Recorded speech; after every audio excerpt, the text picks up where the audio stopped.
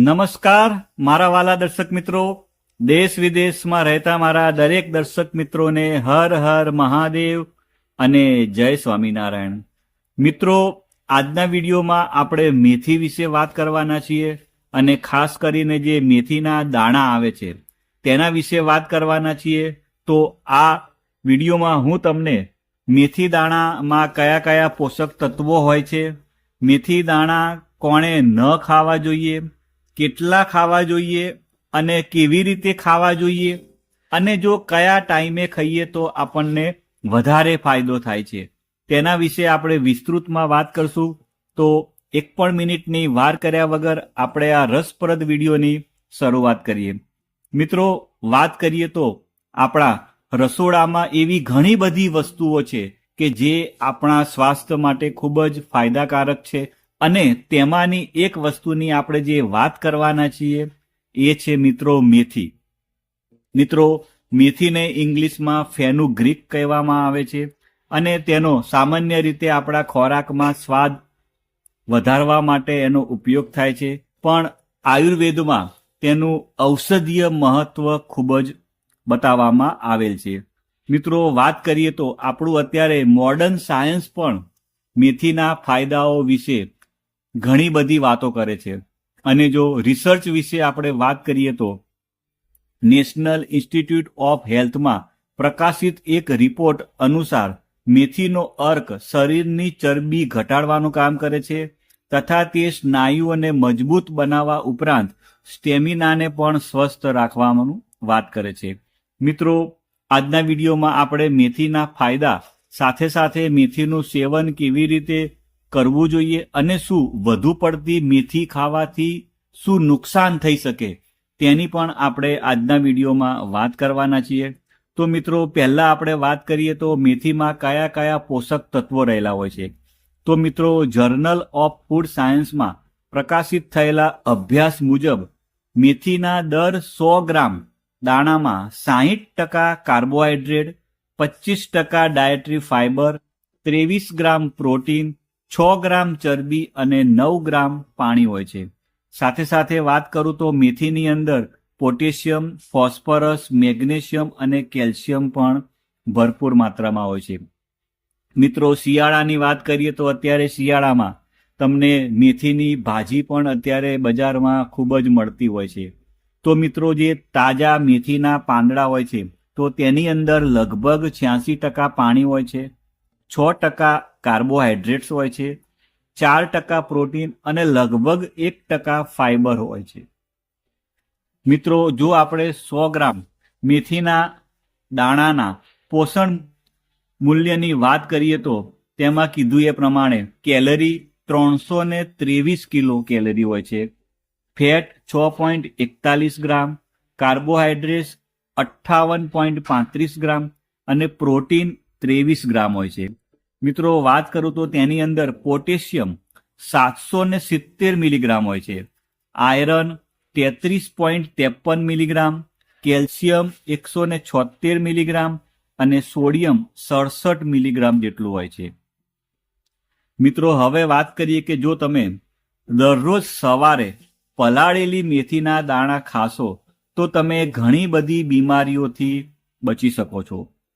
અને આપણે વિગતવાર વાત કરીએ તો તે ડાયાબિટીસમાં ફાયદાકારક છે. મિત્રો, મેથીના દાણામાં ઓછો ગ્લાયસેમિક ઇન્ડેક્સ હોય છે જે બ્લડ સુગર લેવલને નિયંત્રિત કરવામાં મદદ કરે છે. જે લોકોને ડાયાબિટીસની સમસ્યા હોય તેમણે પોતાના આહારમાં મેથીનો સમાવેશ કરવો જોઈએ. મિત્રો, મેથીના પાન, પાવડર અને બીજ ત્રણેય ડાયાબિટીસના દર્દીઓ માટે ફાયદાકારક છે. આ સિવાય વાત કરીએ તો મેથીના દાણા કોલેસ્ટ્રોલ લેવલને પણ કંટ્રોલ કરવામાં મદદ કરે છે. મિત્રો, મેથી વજન ઘટાડવામાં પણ મદદરૂપ થાય છે.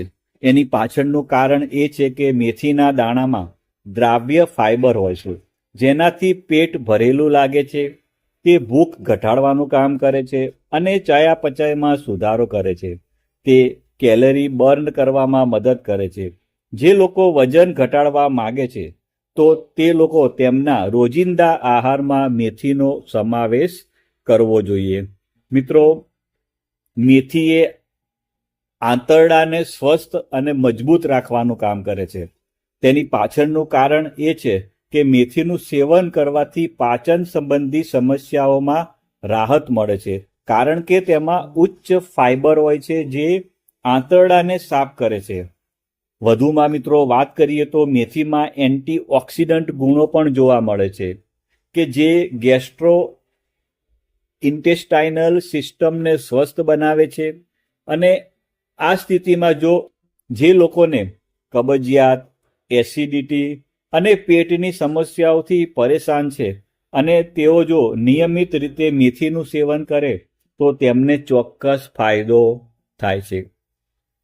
મિત્રો વાત કરીએ તો મેથી પોલિસિસ્ટિક ઓવરી સિન્ડ્રોમ અને પોલિસિસ્ટિક ઓવેરિયન ડિઝીઝ માટે પણ ફાયદાકારક છે. મિત્રો મેથી અનિયમિત માસિક ધર્મ, પીરિયડ્સ દરમિયાન વધુ પડતો દુખાવો, ચહેરા પર અનિચ્છનીય વાળ, ખીલ તથા તણાવ જેવી સમસ્યાઓથી રાહત આપવાનું કામ કરે છે. મિત્રો વાત કરીએ તો મેથી શ્વાસ સંબંધી રોગોમાં પણ ફાયદાકારક છે. મિત્રો જાણીતા medical journal allergy, asthma and clinical ઇમ્યુનોલોજીમાં પ્રકાશિત થયેલા અભ્યાસ અનુસાર મેથીના દાણા અસ્થમાના દર્દીઓ માટે ફાયદાકારક છે. મિત્રો બીજી વાત કરીએ તો international journal of pharmaceutical science review and રિસર્ચમાં પ્રકાશિત થયેલા અભ્યાસ મુજબ મેથીમાં લાળ સાફ કરવાના ગુણો છે. આ સિવાય મેથી ઘણી બધી પરિસ્થિતિઓમાં ફાયદાકારક છે.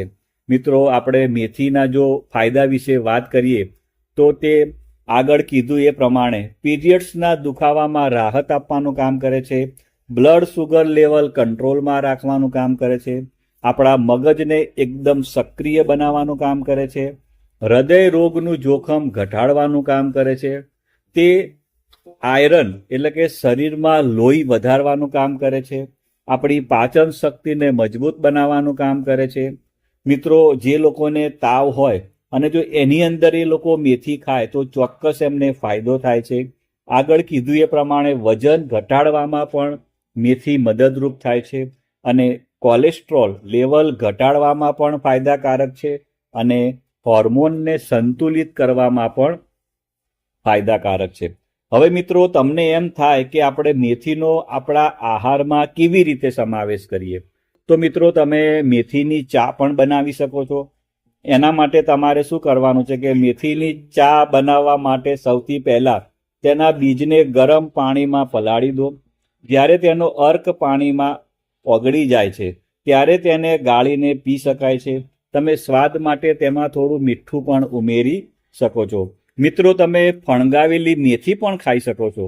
એના માટે તમારે મેથીના દાણાને આખી રાત પલાળી રાખો. આ પછી તેમને ધોઈ લો અને પછી સુતરાઉ કપડાથી બાંધી દો. બીજા દિવસે મેથીના ફણગા ફૂટશે. ફણગાવેલી મેથી સવારે ખાલી પેટે ખાઈ શકાય છે. આ સિવાય તેને સલાડ અને સેન્ડવિચમાં પણ ઉમેરીને ખાઈ શકાય છે. મિત્રો તમે મેથીનું પાણી પણ પી શકો છો. મિત્રો તમારે મેથીના દાણાને આખી રાત પાણીમાં પલાળી રાખો અને સવારે ખાલી પેટે પીવો. તે તમારા સ્વાસ્થ્ય માટે અનેક રીતે ફાયદાકારક છે. મિત્રો તમે મેથીના પાવડરનો પણ ઉપયોગ કરી શકો છો. તમે મેથીના દાણાને બારીક પીસીને તેનો પાવડર બનાવી લો અને તેને તમારા ભોજન અથવા દહીંમાં મિક્સ કરીને ખાઓ. તે તમને ખૂબ જ ફાયદો આપશે. ઘણા લોકો મેથીનો સૂપ પણ પીતા હોય છે. મિત્રો તમારી પસંદગીના શાકભાજી સાથે મેથીના દાણાને ઉકાળીને સૂપ તૈયાર કરો અને તેમાં થોડું મીઠું નાખીને પણ તમે પી શકો છો. મિત્રો વાત કરીએ તો હવે વધુ પડતી મેથી ખાવાથી કોઈ નુકસાન થાય ખરું?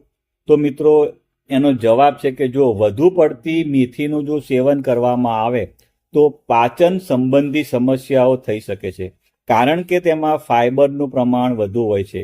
મિત્રો વાત કરીએ તો જો તમે વધુ પડતી મેથી ખાઓ છો તો મેથીનો ગુણ ગરમ હોય છે, જેના કારણે શ્વાસ લેવામાં તકલીફ પડી શકે છે.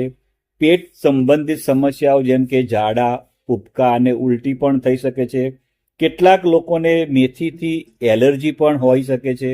મિત્રો, ઘણા લોકોને ત્વચા પર સોજો, લાલાશ અથવા ફોલ્લીની સમસ્યા પણ થઈ શકે છે. મિત્રો, પેશાબ, પરસેવો અથવા બ્રેસ્ટ મિલ્કમાં દુર્ગંધની પણ સમસ્યા થઈ શકે છે. મિત્રો, હવે વાત કરીએ તો કોણે મેથી ન ખાવી જોઈએ. તો મિત્રો, જે મહિલાઓ પ્રેગ્નન્ટ હોય અને બાળકોએ ડૉક્ટરની સલાહ વગર મેથી ન ખાવી જોઈએ. મિત્રો, જે બ્લડ પ્રેશરના દર્દીઓ હોય તેમને પણ મેથીનું બિલકુલ સેવન ન કરવું જોઈએ. અથવા જો તમે કોઈ પહેલેથી જ કોઈ રોગથી પીડિત છો અથવા તમે કોઈ દવાઓ લઈ રહ્યા છો તો મેથી ખાતા પહેલા તમારે તમારા જે ડૉક્ટરની દવા ચાલતી હોય એ ડૉક્ટરની સલાહ લઈને જ તમારે મેથી ખાવાની રહેશે. મિત્રો, વાત કરીએ તો દરરોજ કેટલી મેથી ખાઈ શકાય. સામાન્ય રીતે મિત્રો વાત કરીએ તો રોજ અડધી ચમચી તમે મેથીના દાણા ખાઓ છો તો તમારા સ્વાસ્થ્ય માટે ફાયદાકારક છે. જો કે તેની માત્રા ઉંમર, વજન અને સ્વાસ્થ્યના આધારે બદલાઈ શકે છે. તેથી તેને નિયમિતપણે ખાતા પહેલા ડૉક્ટરની સલાહ અવશ્ય લેવી જોઈએ. મિત્રો, મને વિશ્વાસ છે કે આ વિડીયોના માધ્યમથી તમે કંઈક નવું શીખ્યા હશો, જાણ્યા હશો. અને જો તમને મારો વિડીયો સારો લાગ્યો હોય તો લાઈક કરજો અને તમારા બીજા મિત્રોને પણ શેર કરજો. આવજો મિત્રો, બાય બાય, આવજો.